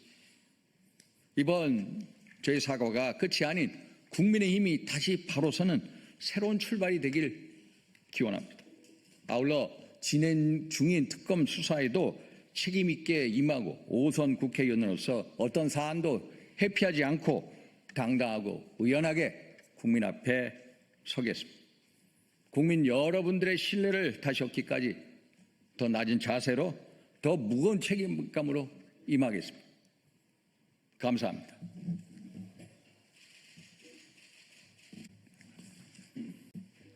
안녕하세요. 더불어민주당 대변인 김지호입니다. 의원총회에 혁신위원장 부르지 않은 국민의힘, 혁신이란 말은 꺼내지도 마십시오. 국민의힘의 자중질환이 정말 과관입니다. 혁신안을 논의하겠다는 의원총회에 혁신위원장을 부르지 않더니 결국 혁신안은 꺼내지도 못했습니다. 윤희숙 불참했다. 가겠다 했지만 오라는 말 없었다며 볼성사나운 언쟁에서 공당이라는 자각은 사라진 지 오래입니다. 혁신안 논의를 위해 모인 자리에 설명할 혁신위원장도 부르지 않으면서 무슨 혁신을 한다는 말입니까? 오죽하면 윤희숙 혁신위원장이 공당으로서 최소한의 방향을 얘기하는 1호안도 통과되지 않고 전대를 한다는 것은 너무 끔찍하다고 한탄했겠습니까? 어제 의원총회는 국민의힘이 혁신 불가능한 구태 기득권 집단임을 입증했습니다. 기득권 붕괴가 두려워 혁신의 칼을 꺼낼 기회조차 빼앗은 국민의힘에 더 이상 기대할 국민은 없습니다. 국민의힘은 더 이상 혁신 운운하며 국민을 기만하지 마십시오.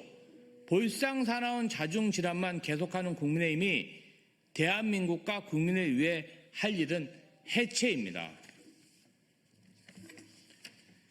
친윤 검사들의 사태는 추악한 검찰 권력 몰락을 알리는 신호탄입니다. 송경우, 신봉수, 박기동, 정영학, 정의도 등 친윤 검사들의 사태는 사필 규정이며 검찰권 남용에 대한 당연한 인과응보입니다. 또한 친윤 검사들의 사태는 정치보복, 조작수사와 같은 검찰권의 남용이 그동안 얼마나 심각했는지를 자인하는 행위입니다. 검찰의 무리한 표적 조작 수사는 그 위법성으로 인해 국민의 사법 신뢰를 무너뜨렸다는 점에서도 결코 용납될 수 없습니다. 민주당은 송경호, 신봉수 등 관련자들의 검찰권 남용과 사건 조작 의혹 등에 대해 법무부와 대검이 책임 있는 자세로 철저한 진상규명과 책임자 징계에 즉각 나설 것을 촉구합니다. 또한 검찰 내부 감찰과 외부 통제 기능을 대폭 강화해 다시는 수사를 빙자한 권력의 정치 보복이 반복되지 않도록 근본적인 제도 개선이 필요합니다. 더불어민주당은 법과 정의가 바로 서는 사회를 실현하기 위해 국민과 함께 끝까지 검찰에 대한 감시와 견제를 멈추지 않겠습니다. 성남시의 청년 기본소득 포기, 무슨 자격으로 성남시 청년들이 불공정한 차별을 당하게 합니까? 청년 기본소득은 이재명 대통령이 성남시장 시절 처음 도입한 청년 정책으로 현재 경기도 29개 시군에서 시행 중입니다. 경기도 70%, 성남시 30%를 부담하는 만큼 시의 부담이 상대적으로 적음에도 국민의힘 성남시는 청년 기본소득 지급 조례안을 폐지하고 조례가 발의되는 족족 심사 보류시키고 있습니다. 그 바람에 성남시에 거주하는 청년들만 경기도 내 다른 29개 지역 청년들과 달리 청년 기본소득의 혜택을 받지 못하고 있습니다. 똑같은 경기도민임에도 성남시 청년들에게만 불공정한 차별을 당하게 한 성남시의 행태는 지방정부의 책임을 져버린 행위입니다. 성남시와 국민의힘은 당리당략보다 청년과 시민이 우선되어야 한다는 점을 망각했습니까? 당장 청년 기본소득 조례를 조속히 재가동해 성남 청년들에게 실질적 지원을 제공하십시오. 성남시와 국민의힘은 정치적 이해득실을 따지는 대신 청년과 시민을 위한 결정을 하십시오. 더불어민주당은 앞으로 성남시 청년들의 권리와 공정한 기회를 보장하기 위해 더욱 힘쓰겠습니다. 감사합니다. 더불어민주당 대변인 김지호였습니다. 감사합니다.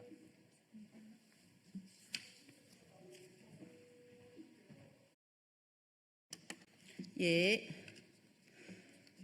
사법피해자 현진희 농민, 현은정 노동자 구속 연장 규탄 기자회견을 시작하도록 하겠습니다. 예, 저는 진보당 비정규직 노동자 국회의원 정혜경입니다. 먼저 참가자 소개해드리겠습니다. 하원호 전국농민회 총연맹 의장님 참석하셨습니다. 건혁주 전국농민회 총연맹 사무총장님 참석하셨습니다. 서경찬 학교비정규직 노동조합 교선실장님 참석하셨습니다. 주재준 한국진보연대 정책위원장님 참석하셨습니다. 우동희 한국진보연대 정책국장님 참석하셨습니다. 김정희 전국여성농민회 총연합 정책국장님 참석하셨습니다. 신우리 전국여성농민회 총연합 총무부장님 참석하셨습니다. 예, 신지연 전국여성농민회 총연합 사무총장님 참석하셨습니다. 예, 이게 안 써있네요. 예, 제가 먼저 취지 발언하고 우리 하원호 전국농민회 총연맹 의장님과 신지연 전국여성노동조합 총연합 사무총장님 발언 듣고요. 서경찬 학교비정규직 노동조합 교선실장님이 기자회견문 낭독하도록 하겠습니다. 이 시간부터 방청인들은 어떤 소리도 내지 마라. 움직이지도 마라. 한탄도 하지 마라. 항의도 하지 마라. 한숨도 쉬지 마라. 오로지 눈으로만 보라. 이를 어길 경우 바로 이 자리에서 구속시키겠다. 이 말은 피고인과 변호인에게도 적용된다. 제주지법 오창훈 판사가 여성노동자 여성농민을 즉석에서 구속시키기 위해 한 말입니다. 구속할 사유도 안 되는 피해자들을 재판정에서 겁박하더니 절차조차 무시하고 즉일 선고로 무리하게 구속시켰습니다. 억울한 사법피해자, 불법 재판 피해자, 노동자 현은정, 농민 현진희 두 사람 구속기간이 7월 26일로 만료되었는데 어제 구속이 2개월 연장되었습니다. 10년을 넘게 학교 비정규직 노동자들을 위해 일하다가 무릎을 다쳐 수술까지 받은 노동자, 양파밥과 초당 옥수수, 미니 단호박 등 밭일을 하다가 재판을 받았던 농민을 도주의 우려가 있다는 말도 안 되는 이유로 구속시키고 그 기간을 연장까지 한 것입니다. 같은 시기 윤석열은 구속되었으면서도 재판에 출석은 안 하겠다고 합니다. 김건희는 자신은 짧게 조사받겠다고 검찰에 요구를 하고 있습니다. 법은 여전히 권력자에게 너그럽고 노동자, 농민에게는 잔인합니다. 그래서 오늘 노동자, 농민의 구속 연장 결정을 항의하고 규탄하기 위한 기자회견을 이렇게 개최하게 되었습니다. 제주지법 오창훈 판사의 불법 재판과 그 피해자분들의 인권에 기자 여러분들의 많은 관심 부탁드리겠습니다. 먼저 하원호 전국농민의 총연맹 의장님 발언 듣도록 하겠습니다.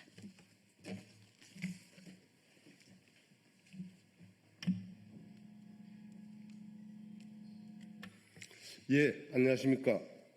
투쟁하는 전농, 승리하는 전농, 전국농민의 총연맹 의장 하원호입니다. 2025년 3월 7일 내란숙의 윤석열의 구속이 취소되었습니다. 절차에 하자가 있는 구속은 무효라는 이유였습니다.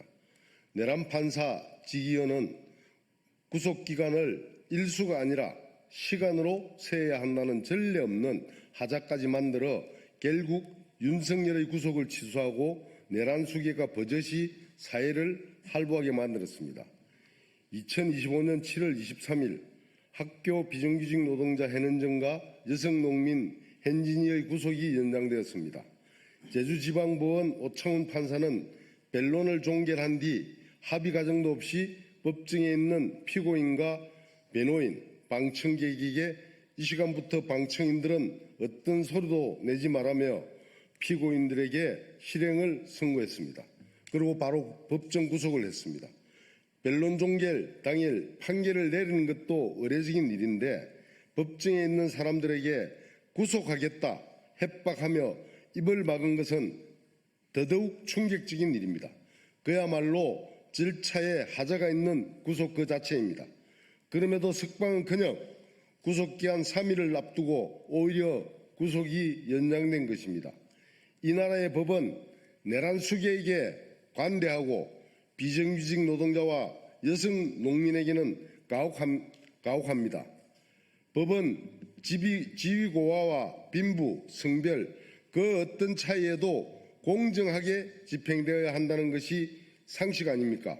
이렇게 불공정한 법 집행이 현실인데 대한민국이 정말 법치주의 국가가 맞는지 의심스럽습니다. 윤석열 구속 취소에서 확인되었듯 사법부와 검찰은 개혁의 대상입니다.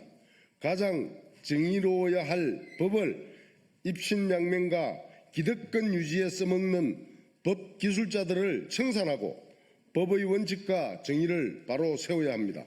그 시작이 잘못된 법 집행으로 피해를 입은 hen은정 동지와 hen진이 동지의 구속 취소와 석방이기를 간절히 바랍니다. 감사합니다.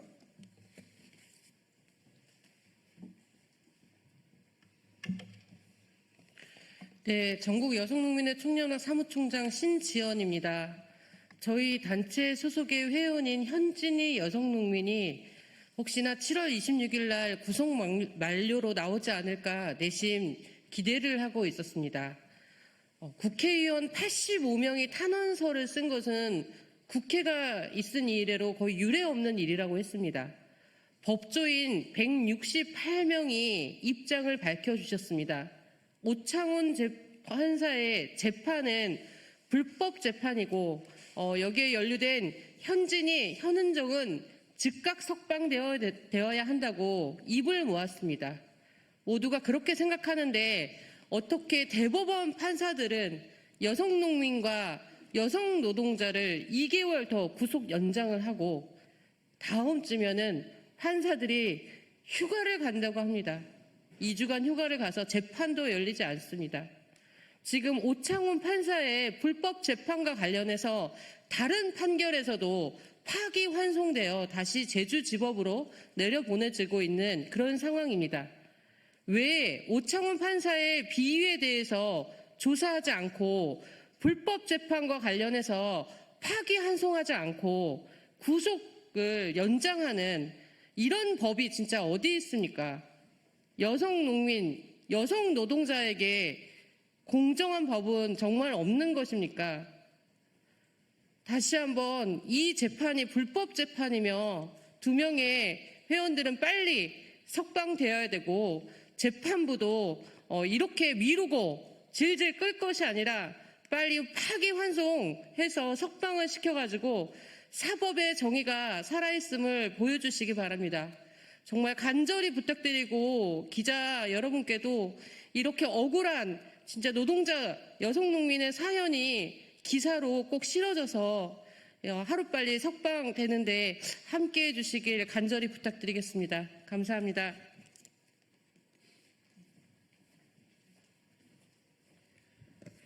네, 전국학교 비정규직 노동조합 서경찬입니다. 기자회견문 낭독하겠습니다.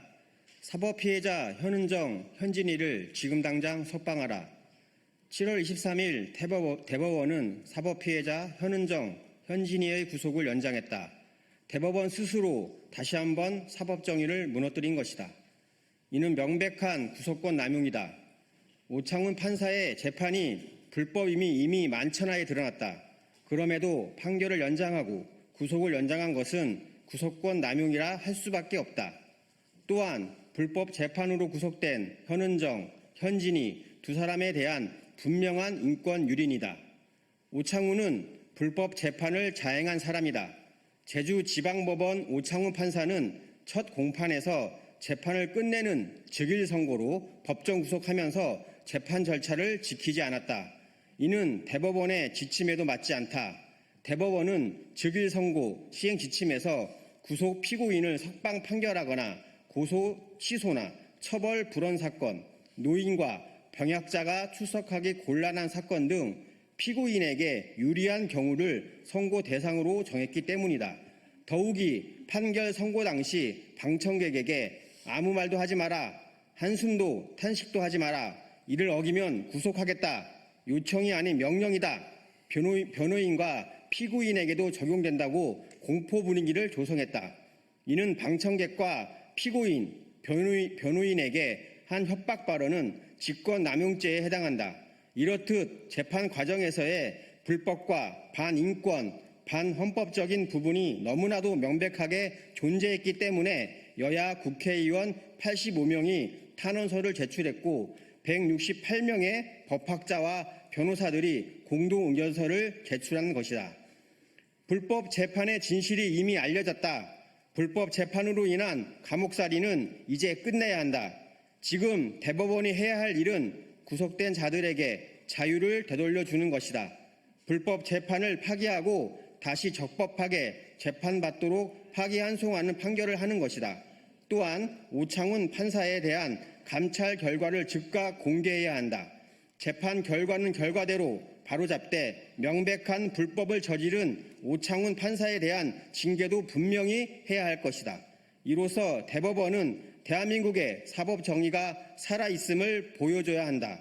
대법원은 현은정과 현진이를 당장 석방하여 파괴된 삶을 회복하고 일상으로 돌아가게 하라. 대법원은 불법 재판을 바로잡기 위한 파기환송을 판결하여 사법 정의가 살아있음을 증명하라. 2025년 7월 24일 제주지법 오창훈 판사 사법농단 현은정 현진이 석방대책위원회. 감사합니다. 내란 수계가 탈옥될 때 날을 우리 국민들은 모두 기억하고 있습니다. 그 충격을 잊을 수가 없는데요. 내란 수계는 없는 법도 만들어가지고 그 시간 단위로 계산을 해서 탈옥을 시키고 노동자 농민의 일선에서 땀 흘려 일하는 사람에게는 이렇게 구속 연장을 시키는 것 자체가 한국 사회 민주주의 시대, 국민 주권 시대에 맞는가 싶습니다. 대법원도 국민 주권 시대에 맞게끔 하는 법리적인 해석을 해주실 것을 거듭 요청드리고요. 우리 기자님들께서도 대한민국의 법 질서를 바로 세우는 의미를 가지고 이 보도 같이 함께 해주셨으면 감사하겠습니다. 이것으로 기자회견 마치도록 하겠습니다. 감사합니다.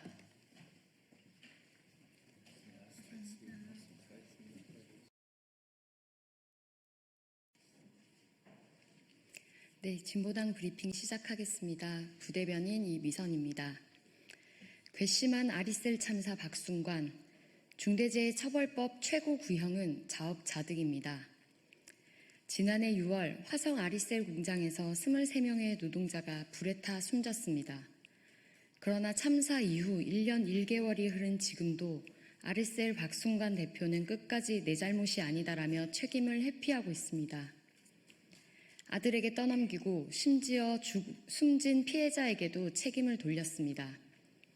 유가족이 오열하는 법정에서도 사과 한마디 없었습니다. 괘씸하고도 잔인합니다. 그리고 어제 결심 공판에서 검찰이 징역 20년을 구형했습니다. 중대재해처벌법 시행 이후 가장 무거운 구형입니다.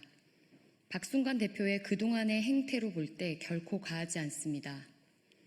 검찰이 구형한 징역 20년은 이윤을 쫓다 노동자 생명을 버린 자에게 내려진 최소한의 법적 응답입니다. 오히려 너무 늦었습니다.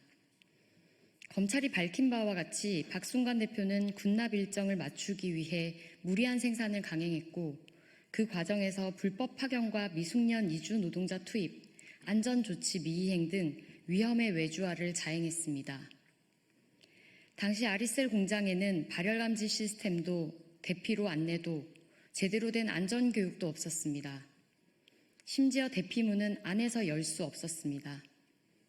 위험을 방치하고 생명을 외면한 결과가 23명의 죽음입니다. 이는 명백한 기업의 살인입니다. 오는 9월 선고 공판에서 사법부는 아리셀 참사의 책임자에게 반드시 엄정한 실형을 선고해야 합니다. 생명을 이윤보다 가볍게 여기는 기업에는 끝까지 책임을 물어야 마땅합니다. 두 번째 브리핑 드리겠습니다. 이진숙 방통위원장, 방통위 사유화 중단하고 즉각 사퇴하십시오. 이진숙 방송통신위원장이 방통위를 사유화하고 있습니다. 정권의 비판적인 언론을 상대로 무리한 제재를 가한 뒤 이미 1심에서 패소한 13건의 사건에 대해 국민 세금으로 항소를 강행했습니다. 방통위 예산은 국민의 혈세로 운영되는데 이를 정치 방어 비용처럼 사용하는 현실은 국민을 철저히 기만하는 행위입니다. 법원은 판결에서 2인 체제 방통위의 의결이 절차적 하자를 안고 있다고 명확히 지적했습니다. 그럼에도 방통위는 패소 가능성이 큰 소송에 국민 세금을 쏟아붓고 있습니다. 명백한 국정 책임 방기입니다. 더 심각한 것은 이진수 위원장이 자신의 탄핵 심판을 맡았던 개인 변호사를 방통위 공식 소송 대리인으로 선임했다는 점입니다. 공공기관의 법률 절차까지 사적 인맥으로 연결하는 것은 이해 충돌을 넘어선 권력 남용입니다. 더 이상 묵과할 수 없습니다. 이진수 위원장은 방통위가 공정하고 독립적인 기관이어야 한다는 헌법적 원칙을 철저히 무시해왔습니다. 특히 본인의 정치적 입장에 불리한 보도에는 집요하게 제재를 강행하면서도 시민단체가 수차례 제기한 정광훈 연계 퍼스트 모바일의 불법 영업 의혹에 대해서는 100일이 넘도록 아무런 조치도 취하고 있지 않은 상황을 봐도 이진숙 위원장이 무엇을 위해, 누구를 위해 일하는지 분명히 확인할 수 있습니다. 방통위원장은 하고 싶은 일만 골라서 하는 자리가 아닙니다. 모든 비판을 외면한 채 방통위를 사유화하려고 하는 이진숙 위원장은 지금 당장 물러나야 합니다. 방통위의 사유화와 언론장악 시도를 강력히 규탄합니다. 이상 브리핑 마치겠습니다. 고맙습니다. 네, 안녕하세요. 더불어민주당 원내대변인 문금주입니다.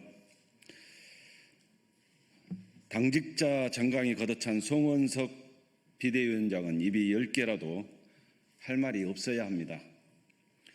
국민의힘 송원석 비대위원장이 우리 당 강선호 의원을 향해 이제 의원직까지 사퇴하라 요구하고 윤리위에 제소하겠다고 밝혔습니다. 어처구니 없습니다.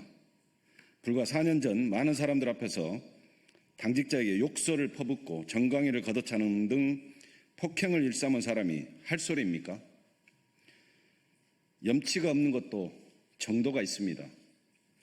또한 송원석 비대위원장은 논란이 일자 소리만 좀 있었지 폭행은 없었다라며 거짓 해명까지 해서 질타를 받았고 비판이 계속되자 탈당하기까지 했습니다. 당내 징계가 무마되자 은근슬쩍 4개월 만에 복당했던 장본인이 송원석 비대위원장입니다. 송원석 비대위원장은 4년이 지났다고 본인이 저지른 일들을 모두 잊어버렸습니까? 정작 본인은 의원직까지 사퇴했습니까? 송원석 비대위원장은 부끄러움을 안다면 2021년 본인이 저질렀던 만행에 대해 반성과 사과부터 하시기 바랍니다. 이상입니다. 감사합니다.